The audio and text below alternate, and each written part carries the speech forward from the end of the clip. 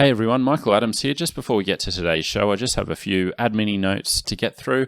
Firstly, if you are a Facebook user and you haven't already joined our discussion group, RLD, Super League War Discussion, please go and join that. So a great place to vent on anything we say. A lot of intelligent discussion about anything related to rugby league, not just the Super League War, run by a long-time friend of the show, Dave Hunter, who does a great job there. It's, as I said, one of the best places you can get involved with the discussion and keep it going. So please do join if you haven't already. RLD, the Super League War Discussion. Secondly, this is long overdue, but I finally put some references up on our website. So for each chapter that we've done on the Super League War, I intend to put up my full reference list. So at the moment, I've got Chapter 18, The World in Union, up there. I hope by the time you're listening to this, Chapter 19's references are up as well, and I plan to go back and get up to date over the next few weeks. That's at our website, theleaguedigest.com/references. Thirdly, we discussed in our bonus episode this week and in a subsequent post on Facebook and Twitter asking for your ideas for Rugby League 30 for 30s. We were overwhelmed with the responses. Some really great suggestions. So it merits a wrap-up segment for Andrew and I to go through some of our favourites. So if you haven't given us your ideas, please let us know, rugbyleaguedigest@gmail.com. Go to those threads on Facebook and Twitter because, as I said, some brilliant suggestions already. Would love to hear your ideas too. So we will be putting that out as a little bonus episode on Monday. I mentioned that I was going to put out our History Corner on the 1985 Challenge Cup this week. I might hold off and put that out together with our discussion on those 30 for 30 docs. So the good news there is you've got a few extra days to watch that game. If you haven't seen it before, I urge you to watch one of the best exhibitions of rugby league you'll ever see. So there's been a lot of group watching of old games over the last few weeks as we're dealing with this crippling lack of live football. You could do no better than spending a couple of hours watching the 1985 Challenge Cup final between Brett Kenny's Wigan and Peter Sterling's Hull. Incredible game. You'll get to hear the discussion Andrew and I had a couple of years ago about that game. So if you haven't seen it, you've got a few days to get up to speed, and we'll be back with that bonus episode on Monday. And Chapter 20 of the Super League War will be released on the Wednesday. And with that, we'll go straight to this week's chapter. So enjoy. It was late in 1994, and South Sydney chairman George Piggins sat in Kerry Packett's Bellevue house with his Roosters counterpart Nick Politis, in a meeting brokered by South's football manager Alan Jones. With whispers of Super League growing louder, and South's position both on-field and off increasingly precarious, a worried Piggins was prepared to consider any idea which might save the team he had spent most of his life fighting for. When the subject of a merger between the long-time rivals was broached, Piggins had one question: what role South would have in the running of such a venture? Politis was blunt in response: none. If the answer was unexpected, it was no less instructive in determining Piggins' battle plan. South would go it alone. This is George and the Juniors, the 19th chapter in the Rugby League Digest in-depth investigation of the Super League War.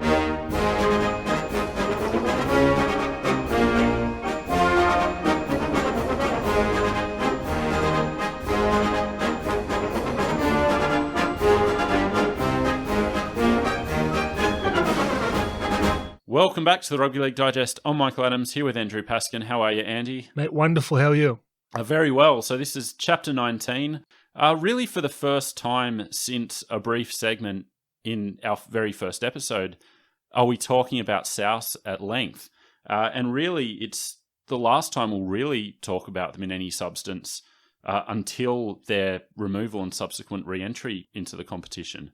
I'm really excited about this one. I've been waiting for this one since we started it because this club is the poster club for the ARL. And it's such an important story and it's in the psyche of every rugby league fan. So I've been looking to cover this one since day dot. Let's just start there, just to set up where Souths were at the time. Because, you know, maybe for some of our very young listeners, Souths are a successful club and, you know, they've been a glamour club for the last few years and are killing it in terms of membership. The presence they've got through Russell Crowe and their on-field success has really put them in a strong position. But it can't be overstated how underwhelming and uninspiring they were as a club at the time of Super League. Yeah, it was sad. It really was. And in our various talking points about any rationalisation or future directions of the game, we've always stressed that on-field success shouldn't be a major factor. But when all the other factors are against you, the geography, crowds, financial situation, being bad on-field is suddenly a big problem. When you're trying to scrape together every penny you can and then your crowds are 5,000, it's like, oh, God. Yeah, exactly. And so in the midst of the Super League era, at a time when Matthew Ridge was taking his duties as an ambassador of Super League extremely seriously, he labelled Souths a disgrace and said no club should be forced to play against South Sydney. So obviously some shit stirring from Matthew Ridge, but it was a very real feeling at the time that is it really worth, saving Souths when they had been a basket case for the most part on field and off since the early 70s, like right at the end of their last premiership run. They had 1989 and that was it. So let's get into all of that, and we are going to start in the 70s. And Souths obviously won 4 out of 5 years from 67 through 71. Almost immediately, as soon as that last premiership, it all fell apart. So 1972 was the first year since 1948 that didn't feature Souths or St George in a grand final, which is a pretty remarkable fact in itself. Can you imagine how boring that would have been for the rugby league fan back then? Yeah. I know you're a St George man, but I mean, every year the same two teams, you'd be like, come on. And South's success in that 5-year period was built on the basis of a core of all-time greats, but wasn't matched with the management to build on that success. And so the financial problems were starting in the midst of that run. And you could see, if you read any of the old South Blokes biographies, there's a lot of disharmony or disillusionment with the management at the time, and a real kind of us versus them thing forming with the players. Then at the end of 1971, you had people like, John O'Neill, Ron Coote, Ray Brannigan, all these people starting to leave. And this dynastic team fell apart and all these financial troubles were being exposed. Jack Gibson couldn't be more right that you got to get your front office in order first. Yeah. And they'd fallen so far from that mantra that in 1973, their leagues club was forced to close after putting them on the verge of bankruptcy. South Sydney great Mike Cleary came in to try to save South, a movement called Save Our Souths.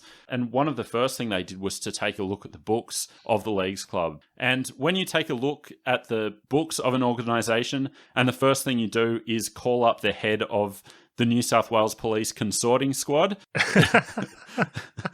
it's a sign that things aren't going great. I want to say 2 things about this. A, is Mike Cleary the biggest winner in the history of rugby league off the field? Just total winner. Yeah, he's done politics, lawyer. Yeah, he's done it all, basically. But calling the New South Wales Police Consorting Squad in the 1970s, like, is that the best idea either? I'd like to put you through to our boss, Arthur Nettie Smith. So the issues there would be exposed in later years. But at the time, the look into the books, I'll just read it in Mike Cleary's words. This comes from John Sattler's book, Glory, Glory. The truth is thousands of dollars simply disappeared and were never accounted for. The committee were taking bucket loads of money out. There was one committee man gambling like you wouldn't believe. There were all sorts of people in on the rort, and it sent the Leagues Club broke. And he goes on from there. Even the poker machine technicians were in on the rort. They'd come into the Leagues Club with grease at the bottom of their toolboxes. As they'd work on the machine, they'd swipe the money and dump it into the boxes, and the grease would stop the rattling sound of coins. The counting of money in those days was done by buckets. The operators would come by with a trolley and deliver it upstairs for official counting. We had no idea exactly how much was coming out of the machines. South Leagues was being robbed blind. Now, the irony of that, I mean, once again, all roads in rugby league lead back to gambling, but the idea that they're stealing from the vulnerable to steal for themselves to gamble with. I mean, it's insane. So major problems there. As I said, the club closed in 1973, and it was only the dedication of people like Mike Cleary that got it up and running again. He had a very simple plan to get South back on track. And again, from that same book, John Sattler, Glory, Glory. The year it closed down, the club lost $260,000. When I got it open, we made $160,000 profit in 6 months. People asked me how I did it. I said, simple. I banked the money. I've got to say, like, we're always hinting at it about why rugby league clubs are broke, but is it just the expense account and the long lunch and the rort that brings these clubs down even today? I mean, definitely the The rorts have happened. It seems to be, maybe we're only exposed to a few of them. There's always these grand schemes. We're going to hold off on giving the money here because we're going to, do this refurb, or we're investing in this venture. We could see it later in the 70s, South almost going broke again because of an ill-fated investment they made. St. George actually were involved in that same investment and lost $1 million on it. So... What about a rule, like for NRL licenses, no outside building speculation? Yeah. And the irony is that Cleary himself, in saving Souths, at one point risked getting a jail term himself because of the way he was operating the program. So he was accepting debentures, basically borrowing money as an unsecured loan. And so they raised, $250,000 through this way. When someone involved in politics rang up Cleary to say that there was no prospectus issued and therefore what he was doing was illegal, so they had to, frantically reshape the debentures to make them loans so it was all above board. So there's a lot of the blind leading the blind. Thank God he got the call. This financial mismanagement led to South not being able to retain some of their top players. I mentioned some of those names at the start, and if you think back to our John Sattler's Jaw History Corner, John O'Neill, when he announced he was going to Manly, broke it to Sattler, who responded, "But they're the bastards who broke my jaw." So the rest of the 70s is a pretty dire period in South's on-field history. They got the wooden spoon in 1975, the first one of those they'd received for 30 years. That also saw the end of the Clive Churchill era as coach. And the rest of the 70s progressed in that pretty poor manner. So not even Jack Gibson coming in as coach for 78 and 79 could turn it around.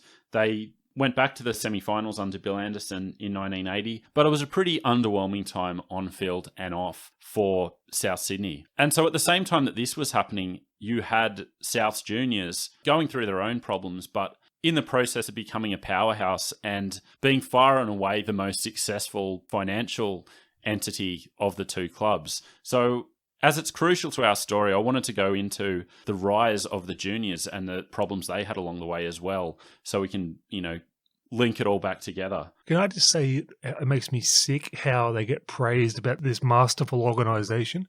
How can you not make money running a gambling den? The fact that people don't make money with giant poker machine clubs is incredible. Like, it should be a guarantee. I agree with you, and we've got a lot more talk on that coming up.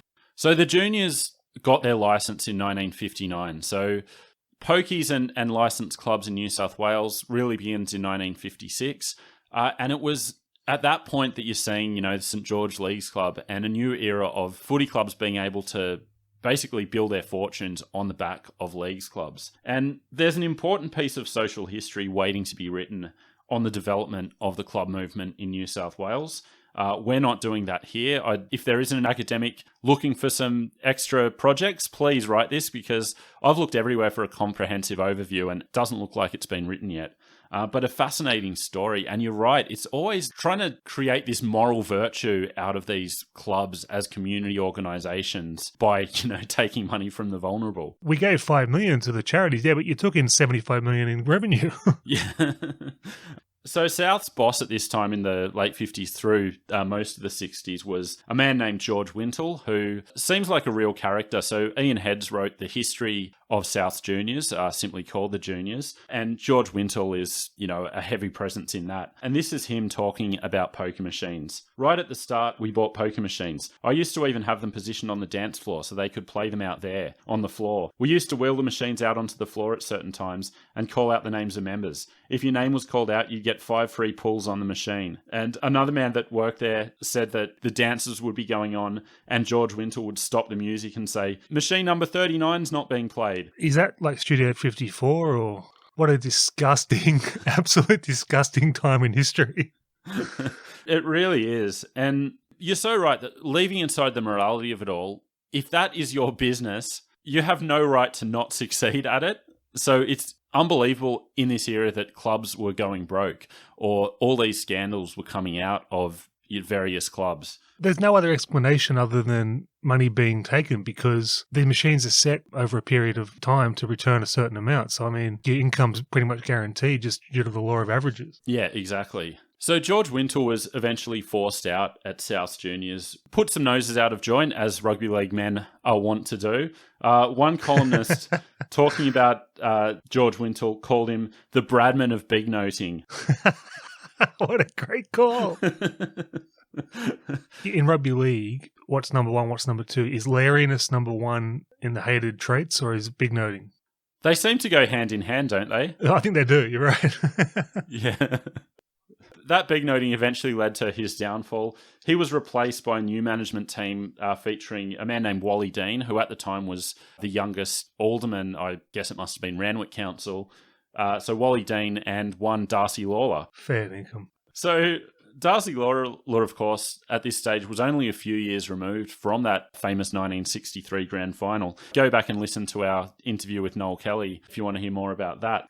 So Henry Morris, who you'll hear later in the episode, he was at the helm of South Juniors in the 90s, but had had a long association with the club beforehand. And he gave a little insight into Darcy Lawler's character and his running of the club. You know how it's been a running theme anytime we've talked about leagues clubs, this disconnect between a league club set up to fund a football club and seeing it as almost a burden to have to support football operations. Yeah, absolutely. Henry Morris's comments on Darcy Lawler are quite instructive in that. Funnily enough, considering his background, he didn't have a great love of the role that football took in the club.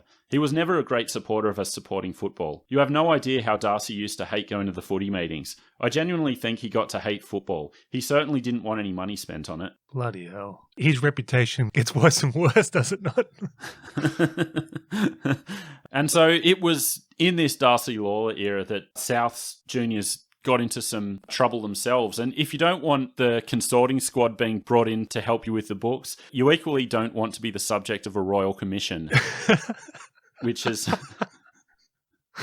the position that South Juniors found themselves in the mid-70s, the Moffat Royal Commission into the links between organised crime and clubs in New South Wales. The old school Aussie crook, they're always based in that area, Botany, Alexandria, La Perouse, Maroubra type era. Yeah. Well, it's funny because I know like the Cauliflower Hotel was a favourite haunt of Nettie Smith and co. It was also at one point ran by Harry Barth and was a meeting place for all the old players. So you wonder like if there are any, of them running into each other at the time. Well, it's the same thing as now with, different groups and players and whispers in the media. It's hard to say no to these guys. They want to hang out and rub shoulders with you. It's like, well, you can't just say piss off because they're not guys that hear no very often. Yeah. So the revelations that came out from this Royal Commission caused the juniors to lose their licence for a time. It ended with Wally Dean being, booted from his position. So the Royal Commission on Dean said that some of his activities can be said to have organised plundering of clubs by improper and apparently criminal means. So this involved a lot of, the kickbacks, hiring cleaning companies that he either ran or had an interest in. So in the 70s, South Juniors ran a wrestling night. They discontinued the contract with their wrestling promoters. Wally Dean bought a wrestling ring and hired it to the club at $60 a week and then eventually sold the ring to the club. So all these like little minor rorts just seem to be... I think the inflated or false contract for maintenance or whatever would be a deep rugby league tradition. Yeah, I mean, you see it right through to the Melbourne salary cap scandal with the Marquees. Yeah. So as I said, Wally Dean was ousted from his position. Darcy Lawler managed to survive and actually stayed at South Juniors till not long before his death in the mid-90s. So was there any accusations against him?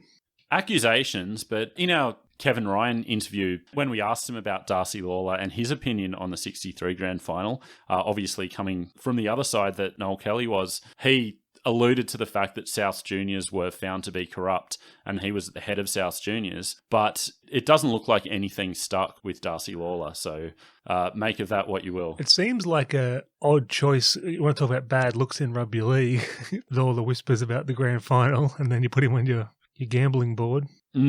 It has to be said that there are a lot of people who defended Darcy Lawler and talked about him as being not only a very good referee, but a fair referee and someone of whom the rumours were baseless. Yeah, but I mean, in terms of optics, to use a NFL term. Yeah. So he did survive, and in the process, South's the juniors eventually got their license back and entered the 90s and went through the 90s as a real powerhouse.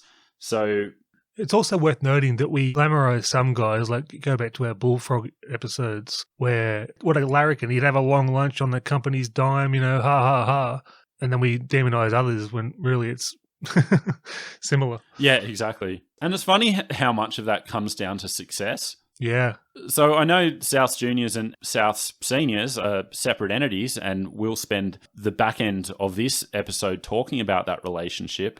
But success seems to paper the cracks in so many of these things. But this is the point where we're going to bring those two clubs together and look at that relationship, or rather their contrasting fortunes.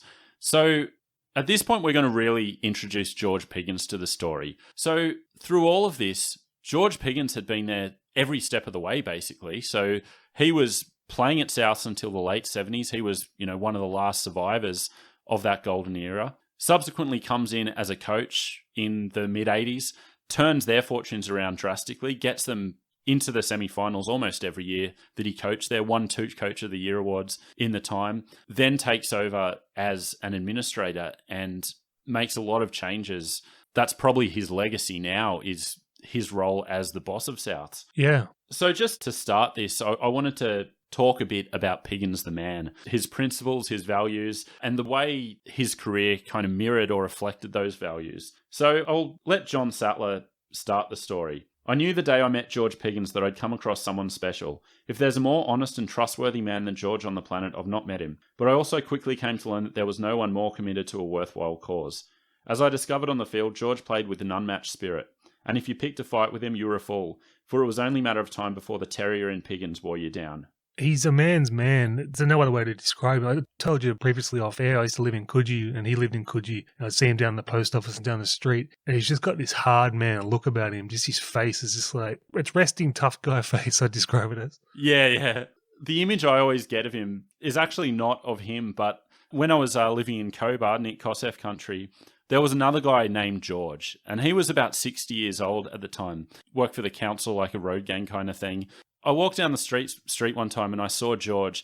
He was on this jackhammer and it was, pounding into the rocks. And he's just there, this nuggety little, like carved out of granite, leathery appearance. And he's just immovable. Right. And for some reason, that is what I think of with George Piggins. Yeah. His book, to me, is one of the most honest biographies of all time. And what's it called? Never Say Die. Yeah. And the story about him going on the kangaroo tour and the players behaving like animals and like, catcalling and abusing some young woman, and him telling them all to pull their heads in. How'd you feel if it was your daughter and that sort of thing? And real stand-up guy. And they all had the shits with him and wanted to bash him, but he didn't care. Yeah, you know what I mean? yeah, exactly. And that goes all the way through. So when he was starting as a player, so this was in 1965, he wanted a bit more money than what South were offering him. So they offered him £300 for the whole season. He asked for $1,000 and they said no. So George Piggins said, okay, well, I'll just go back to Mascot and play with my mates. And they said, no, you're either playing with us or nobody. And he said, nobody is then, and just walked away until they eventually came back and gave him the $1,000. God. But just the fact that he's just willing to, not play on that principle. It's amazing he still has his nose because he's cut it off a number of times despite his face. Yeah.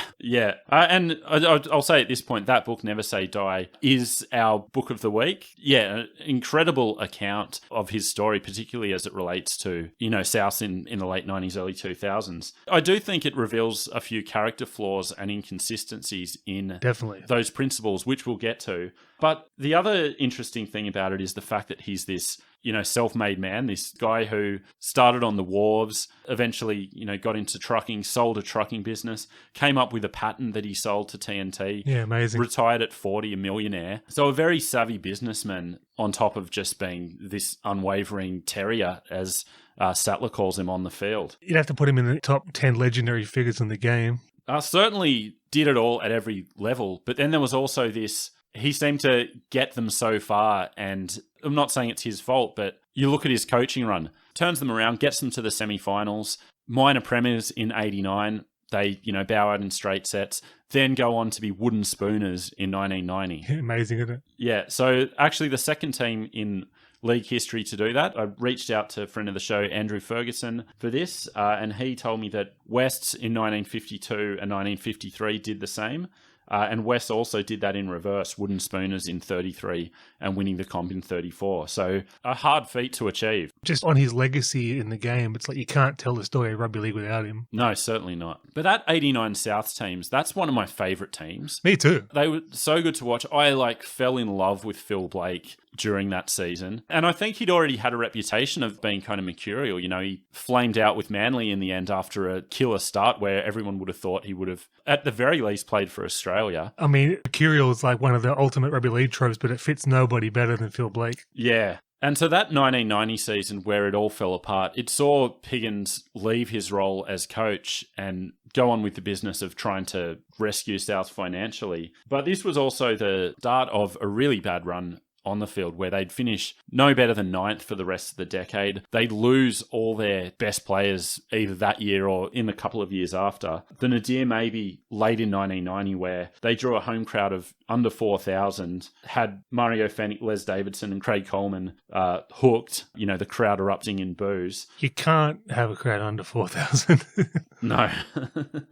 And so that team fell apart as a result, partially, of more financial issues where South just didn't have the means to compete with the other teams. And again, they enter the 90s in a very precarious position with a real worry about how or if they were going to survive to the next century. I think the only success they had in that period was the pre-season cup victory over Brisbane. Yeah, which we talked about in our first episode, which was a great achievement for what it was, but pre-season ultimately meaningless. Yeah.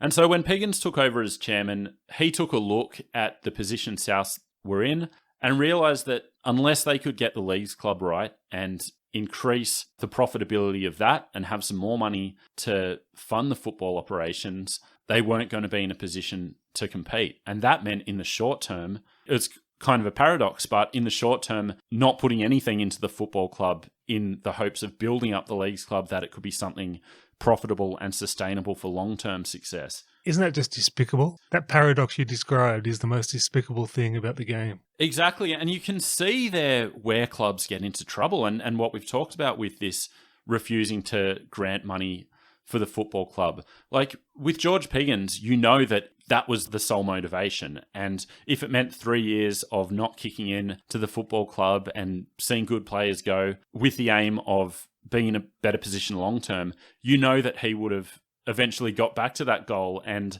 started giving more money to the football club. But you can see with people who are maybe less football minded going, oh, we can't really give the grant this year because we're refurbing the games room. We could fit 25 extra machines in here. Yeah. And that's just becoming this endless, you know. There's a huge plastic monstrosity we need to build. Sorry, footballs. Yeah. And so as a business plan, it's actually not a bad strategy. And if you're willing to handle the 3 or 4 years of mediocrity it would bring, as Piggins seemed willing to, it could have actually worked.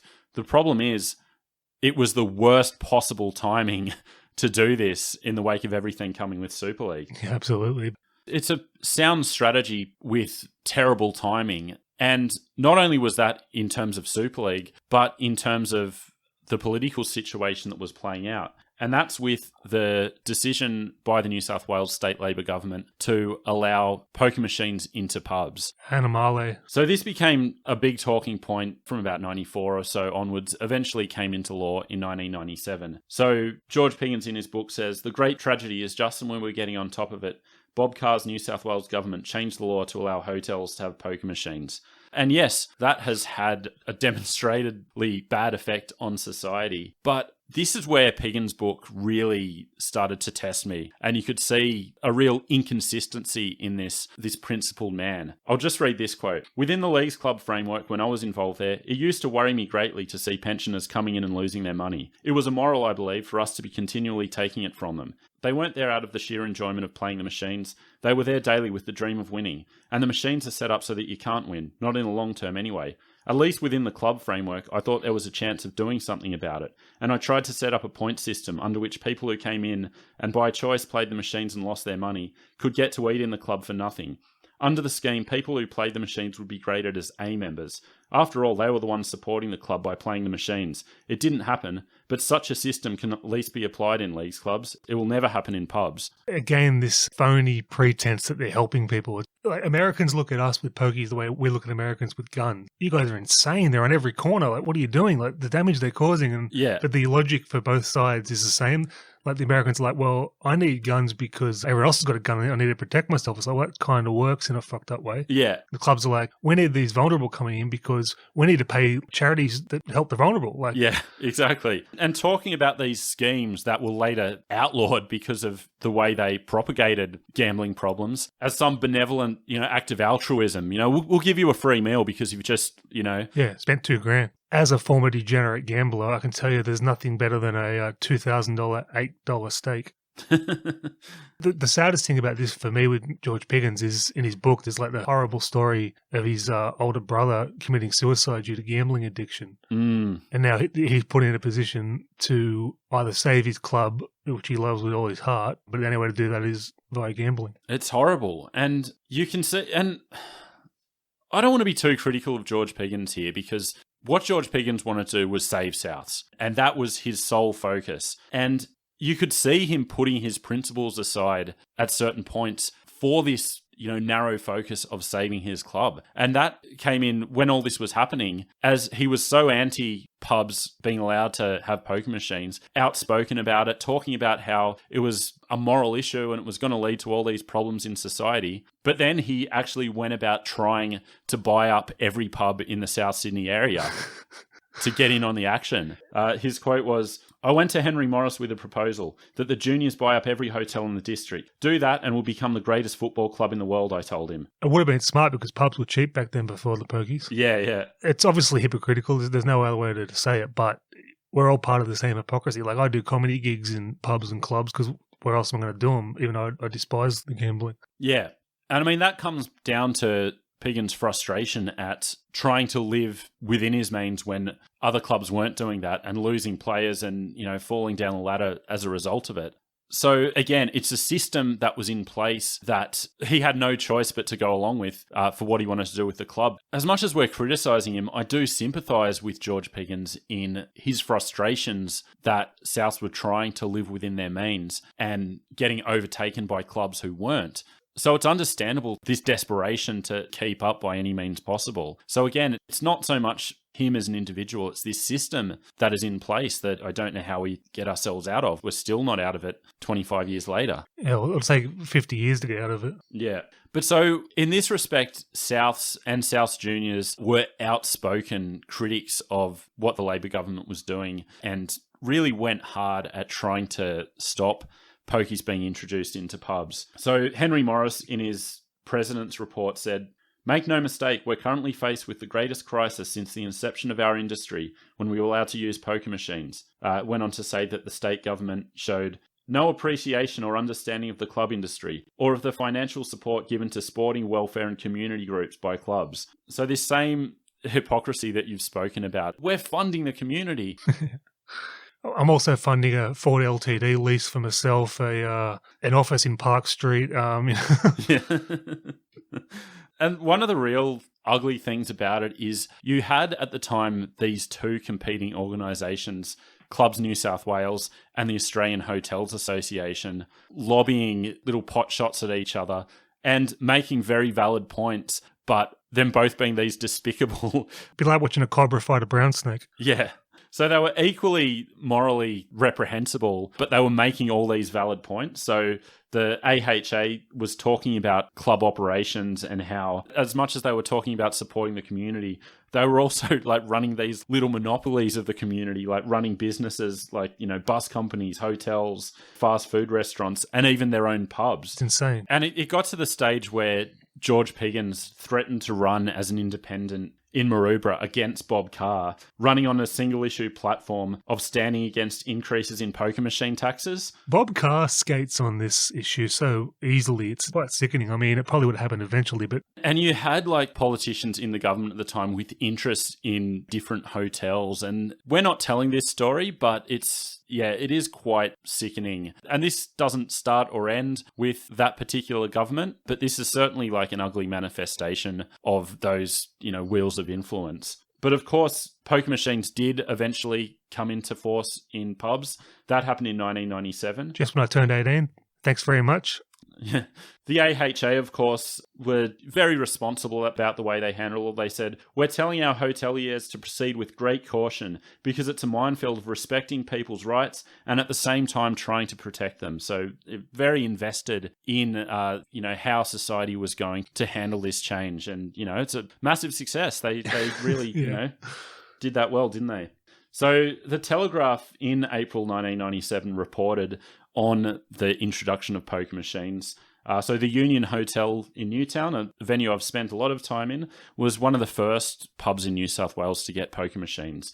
And I'll just read this from the Telegraph. Shortly after 2 p.m. yesterday, Kelwood walked into his Union Hotel, looked around the Las Vegas lounge and smiled. "I'm thrilled to bits," the veteran publican said. At the Union, business was booming for what normally would be a quiet Tuesday afternoon.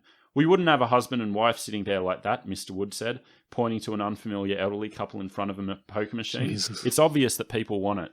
So this is the climate that Souths found themselves in entering the Super League war. They were frantically trying to keep their heads above water as all these machinations of rugby league administration were coming at the same time as a change to the club movement, which was going to have real ramifications for them.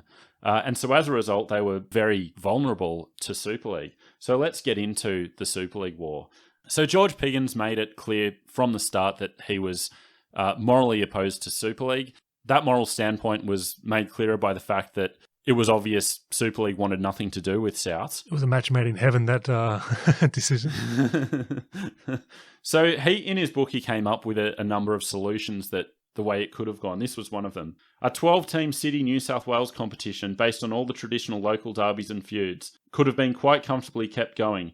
And if there was this great push for the national competition, that too could have been done. For example, East South Balmain could have owned the city side and the national competition could have been played on a Wednesday night or even a Friday night, so as not to interfere with the nuts and bolts premiership competition.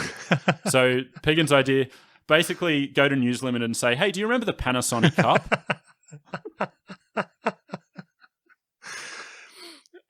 Yeah, I don't know what to say about that. And so in his book, he spoke about the fact that in many ways, Super League saved South with the cash injection they got from Optus. And he said, "I believe that Optus showed itself to be a company possessing principles and the old quality of loyalty in the way it supported the traditional game so resolutely. Although I recognise that its business rights came first." Again, with this ARL praise of Optus in terms of loyalty. Yeah, I know. Like, how is their loyalty to the ARL any different to what Foxtel was doing on the other side? Like, any different at all. At all. But so that was obviously a big thing. Let's call it the Piggins way, was the idea of loyalty. And you could see that in those initial planning stages where John Quayle asked Piggins about, Super League and where Souths would stand. And Piggins said, "I'll be as loyal to you as you will to us." Legendary quote. Yeah. But so Piggins was one of those Sydney administrators who saw that 5-year loyalty agreement not as a chance to get their act together and look at the future, but something to cling to at all costs. So our next chapter is going to be on the aborted merger between East and St. George. And so in the midst of that, George Piggins was interviewed by Paul Kent for the Sun Herald, and the article said, "The mergers being bandied around like that between St. George and the Roosters baffle Piggins. The way he sees it, the loyalty agreements give every club 5 years, at least." Well, that makes sense business-wise, but yeah, you're right. It would have been a good time to get your act together, but like they were in such a bad position, that's all they could do, really, was hang on.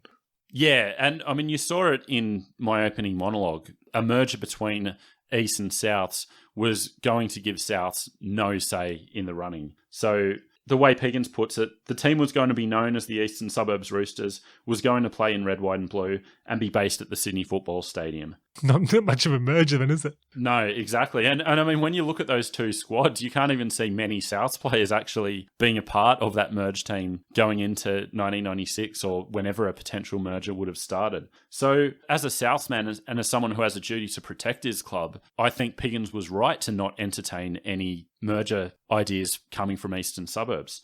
I mean, the only way it potentially could have worked was a completely new entity. I think his idea with the city thing was the smart option. Yeah. But I think you kind of got to take the Roosters and the Rabbitohs out of it. You've got to take the Red, White and Blue, the Cardinal and Myrtle out of it. And the only way that would have worked is as a new entity. I'm such a proponent of a relocation, like South Melbourne to the Swans. Yeah. Just keep the club, keep the colours. Yep. Adelaide Rabbitohs and the Perth Roosters or something like that would have been so much better.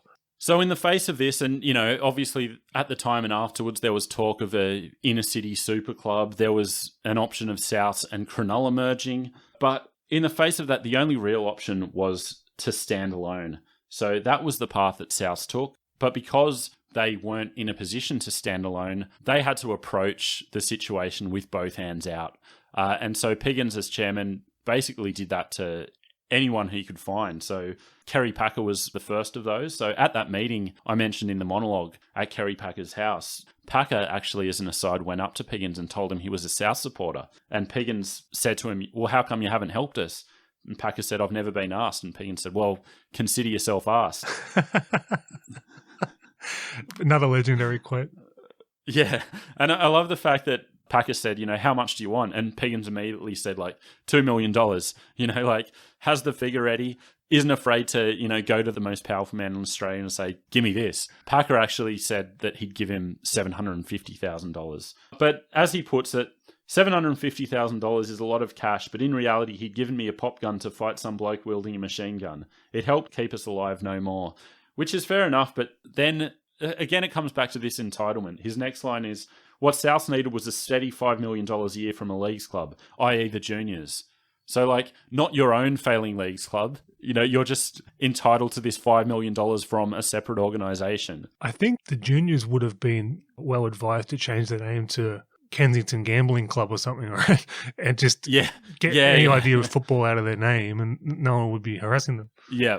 And so Piggins actually was out in public quite often talking about how the juniors needed to give him money. So this comes from the book, The Juniors. Ian Heads quotes a number of newspaper articles with George Piggins. So this came from The Messenger.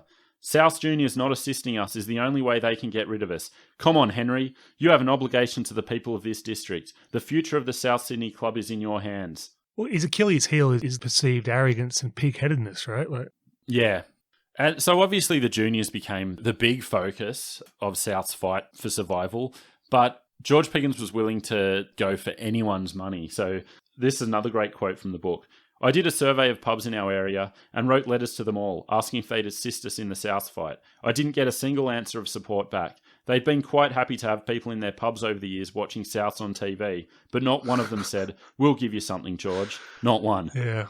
It's so funny, the book is actually full of these quotes. He comes across quite whiny about it in parts. And it's just so at odds with this, pull yourself up by the bootstraps, pig's ass, I'm going to work kind of mentality. It's he believes in the club so much that I think it blinds him. Yeah.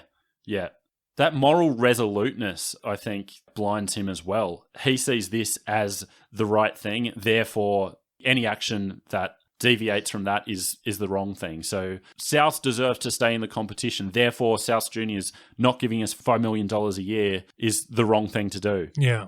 And it also speaks of his belief in the inherent right of Souths to exist as their own entity, that when he was asked of any amalgamations, his attitude was that they should amalgamate with South Juniors, as if that was a real amalgamation in terms of everything that was going on. You guys are riding high, pillaging the community. Do you want to take on a giant basket case? Yeah.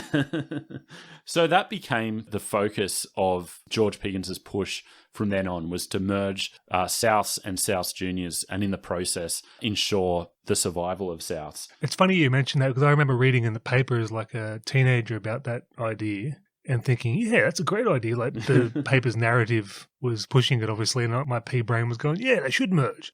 I was the same, because I was like, yeah, I mean, they're just the juniors, so they should merge with the seniors and just be one club, which still to this day makes a lot of sense. But for me now, it's the idea that could have been enough. It's okay to think that when you don't understand what licensed clubs are. Yeah, exactly. But this push was almost over before it started, with an early possibility that South Juniors would go to Super League independent of Souths. So this didn't get very far, but in August of 1995, Henry Morris revealed that the South Juniors board made a resolution to speak to Super League just to see what the position was.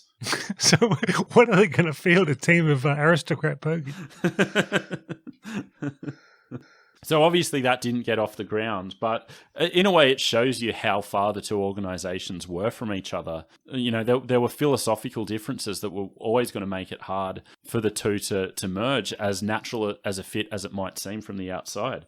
So Piggins was increasingly vocal in public, talking about it as South's only option for survival, and came to the juniors with a very generous deal, which it would have essentially been a takeover. So very similar to the deal that Politis offered Souths, with the key difference that the identity of South Sydney would remain. George Piggins was fully prepared to walk away from his position, have no future involvement in the club, if he could get this deal over the line and have South's juniors come in to rescue the club. I think that was so selfless, and it proved to me that he wasn't about, it wasn't all about him running the thing in power, and I thought that was very admirable. Yeah, that side of it is definitely very admirable. But again, it's this entitled attitude about how the juniors just should have done this. You know, they needed to come in and save us. So in one quote, he said, "All Henry Morris and his board had to do back in May 1996 was nod, but they couldn't bring themselves to do it."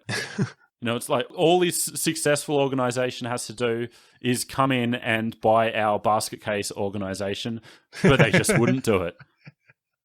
Yeah. And so South's juniors were reticent to take this on for those reasons, and also because that just wasn't their charter. So the other thing Piggins was asking them to do was to turn their back on the charter, and let's leave all the morality of poker machines out of it. What South's juniors was set up to do was promote, fund, run and develop junior football in the South Sydney area. So any takeover would mean a fundamental shift in the aims of the club. So that's no easy decision to make and no easy thing to just walk away from. And so there was an idea coming from South that juniors owed South because in 1959 they didn't stop them from obtaining their licenses. There's a very big theme of entitlement that you've highlighted here. Yeah. And so in the midst of all of this, the fight got pretty ugly. So Piggins sniping at Morris in public, Morris coming back at Piggins. At one point, Morris said, "Instead of looking at the performance of our club, you should be looking at your own. Their own licensed club can't give them any money, yet they want to come and get 3 or 4 million out of us every year. I know what would happen if we did it. Our members would rebel." Yeah, it's insane. So this played out not only in 1995, but throughout the war, basically. And it wasn't until 1998 that there was any kind of resolution or an agreement that was suitable for both parties. And that came even in July 98. There was talk that South Juniors were going to pull all funding from seniors as of 1999. Eventually, they made a deal so that wouldn't happen.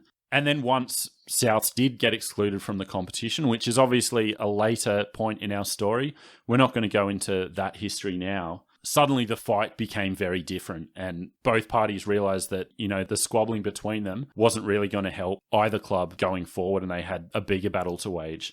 All they're thinking at juniors is, we need this team in the comp just so we can get a few more extra dollars coming in by rub of association. Yeah, and I think that's fair enough. Despite this at times tense relationship, the idea was always that junior South players would, eventually fill the seniors teams. And they're a club that has always taken so much pride in that junior development. To this day, I don't think there's any club that is more celebratory of their juniors. Yeah.